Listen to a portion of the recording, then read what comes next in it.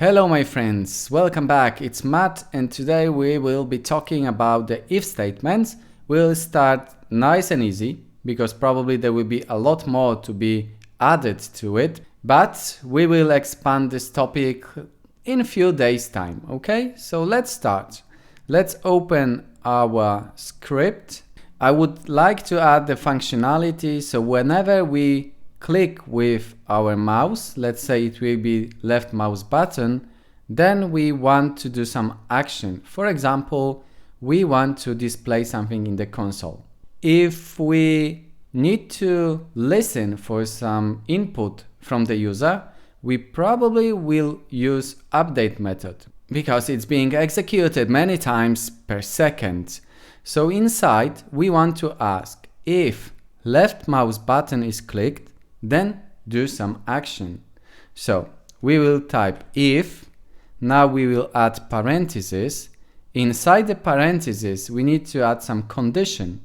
So the condition is if mouse button is clicked. We can use mouse and keyboard input in the input class. So first we type input, now with the dot we go inside and we want to use mouse button. So we will type get mouse button. As you can see, we've got three different methods. We can use get mouse button. It will return true as long as we keep our mouse button pressed. So it will execute many times per second. The second one is get mouse button down. It will return true only in the frame when we press the button. So actually it will return true only once. And get mouse button up, it will return true one time when we release the button.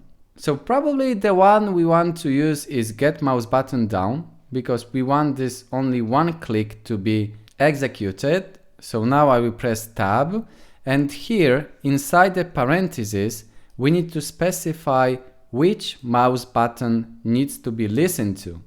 0 is for left mouse button, 1 is for right mouse button, and 2 will be for the middle mouse button. So I will keep 0 because I want to listen for the left mouse button.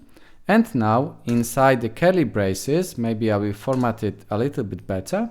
Here we want to debug something. So I will type debug.log and let's say that mouse button was clicked. Okay, so let's get through again so that you understand what has happened. We used if statement to give a condition and whenever it is fulfilled, whenever it's true, anything that is between those curly braces will be executed.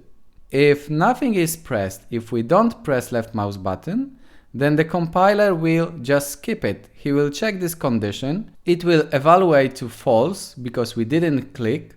So he will skip it. He will not enter this part of code. He will just go further down. Just remember to save your scripts because there might be a situation when you make some changes and you go back to Unity and you would wonder why nothing is happening, and it might be because you didn't save your script. So always use Ctrl S shortcut to save your script before you go back to Unity.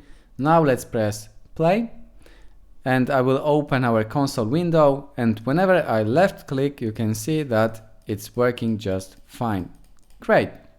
So this is how the if statement works. This is the simplest form. We'll extend this topic later on, but I try to provide you a really useful case when these if statements can be used.